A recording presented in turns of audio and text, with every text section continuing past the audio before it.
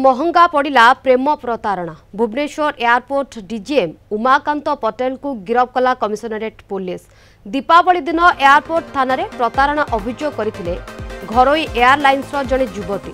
Airport थानार case number 370/25 रे गिरफ करी court चालाण करा जायछि।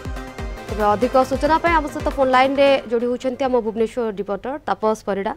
देखो शिवानी गत 20 तारिख जो एयरपोर्ट थाना रही कमिशनर पुलिस एयरपोर्ट थाना रे जड़े एक घरोई कंपानी घरोई एयरलाइंस कंपानी जड़े लेडी एयर होस्टेस से आसी अभियोग करथिले जे एयरपोर्ट रे कार्यरत थिबा जे डीजीएम उमाकांत पटेल से तांको सहित जो बळी भाव रे प्रेम प्रतारणार एक जो बळी भाव रे प्रतिश्रुति देई तांको सहित शारीरिक संपर्क रखिसंती एवं परे तांको धोखा देइसंती।